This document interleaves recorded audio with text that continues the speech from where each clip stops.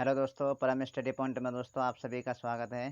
तो दोस्तों, जैसे कि आपको पता है, हम डीआरडीओ रीजनिंग पढ़ा रहे हैं और रीजनिंग में हमारा घड़ी चल रहा है और घड़ी के आज बेसिक क्वेश्चन होंगे जो आपके क्वेश्चन पूछे जाते हैं और उनमें पता भी नहीं लगता है कि आपसे पूछा क्या गया है। ठीक है, तो जैसे कि अगर पूछा जाए कि बताइए कि किसी घड़ी में किसी घड़ी में किसी घड़ी में किसी घड़ी में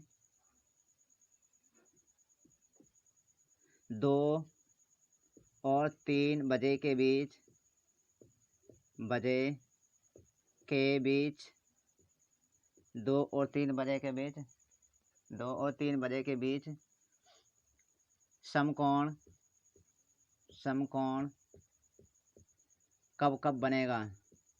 समकोण कब कब बनेगा। ठीक, बनेगा, ये होगा आपका बनेगा। ये क्वेश्चन आया। अब जैसे आपको पता है, जिसको ये पता होगा कि समकोण कितने डिग्री को कहते हैं, वो ही इस क्वेश्चन को कर पाएगा। तो यहाँ पे समकोण समकोण जो होता है आप लोगों का समकोण समकोण ठीक, तो समकोण बोला जाता है भाई आपका 90 डिग्री का। इसका मतलब है आपसे 90 डिग्री का कोण पूछने के लिए बोल रहा है। ठीक, और कभी कभी क्या होगा, कभी कभी डायरेक्ट दे देंगे, बताओ किसी घड़ी में 2 और 3 बजे के बीच 90 डिग्री का कोण कब होगा, तब तो आप सभी निकाल ही लेंगे। अगर कभी कभी ऐसा बोलता है कि 90 डिग्री का कोण या समकोण बोलेगा, क्या बोलेगा कि समकोण जो बनेगा वो 2 और 3 बजे के बीच कब बनेगा। तो इस क्वेश्चन को कैसे करना होगा, अब हमें आप लोगों को पता है कि इसकी जो ट्रिक बताई है मैंने, वो क्या होती है, 2/11। एक में मैं प्लस करूँगा A1 और A2।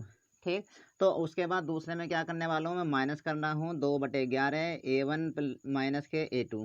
ठीक, अब आपको पता पड़ गया कि भैया A1 की वैल्यू क्या हो जाएगी आपको और A2 की वैल्यू क्या होगी। अब ये आपको निकालना होगा। तो A1 A2 की वैल्यू क्या होता है भैया, जो दिया गया कोण है, क्या दिया गया कोण।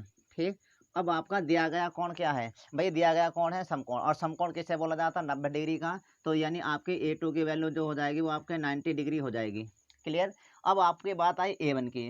अब A1 की वैल्यू आपको पता है, पूरी जो घड़ी होती है ये 360 डिग्री का कोण बनाती है, घंटे वाली सुई पूरे। ठीक है, अब इसमें क्या है, अब ये जो जब पूरा जो 360 डिग्री का होगा, अब आपको पता है कितने घंटे, इसमें 12, और 12 से हम डिवाइड करेंगे तो 1 घंटा कितने का हो जाएगा, यानी 30 डिग्री का।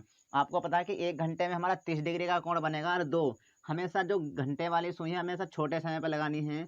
तो 30 में आप गुणा करोगे 2 की, तो कितना हो जाएगा आपका 60 डिग्री। और 60 डिग्री जो होगा, ये A1 की वैल्यू आपके निकल के आ गई है। आपको पता पड़ गया कि A1 की वैल्यू क्या है, और यहाँ पे पता पड़ गया आपको A2 की वैल्यू क्या है। तो हम फॉर्मूले में रखिए। अब फॉर्मूला क्या होता है आपका, 2/11। A1 की वैल्यू कितनी है दोस्तों, आपकी 60 है।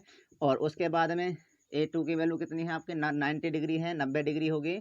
ठीक, और 90 और 60 कितने होते हैं आपके, 150। और 150 में मैं क्या करूँगा, 2 से गुणा करूँगा, कितना हो जाएगा मेरा 300।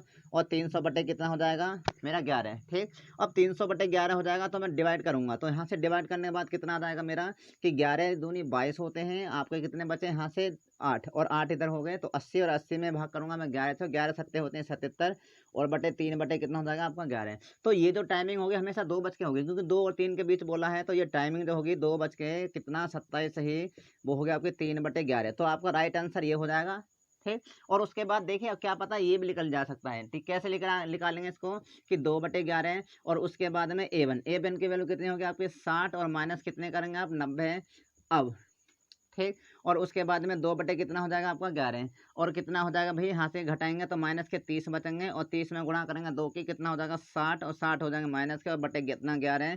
अब 5 सही 5/11 कितना हो जाएगा माइनस के। ठीक है, तो 5 से 5/11। लेकिन ये जो आपका जो समय है वो नेगेटिव दर्शा रहा है। लेकिन आपको पता है घंटे वाली जो भी आपकी घड़ी होती है वो हमेशा आगे को चलती है। तो ये वाला हमें समय नहीं लेना होगा जब आपका नेगेटिव निकलता है। हर कोई समय अगर नेगेटिव निकलेगा तो ये वाला समय हमें नहीं लेना होगा। ठीक है, तो आपका कितना हो जाएगा, राइट आंसर कौन सा हो जाएगा, ऑप्शन नंबर ए। जो भी जिस ऑप्शन में आपका ए में होता है ये वाला, तो वो हो जाएगा, बी में होता है तो आपका ये हो जाएगा। यानी राइट आंसर हो जाएगा आपका 2 बज के 27 सही 3/11 का। ठीक है, समझ में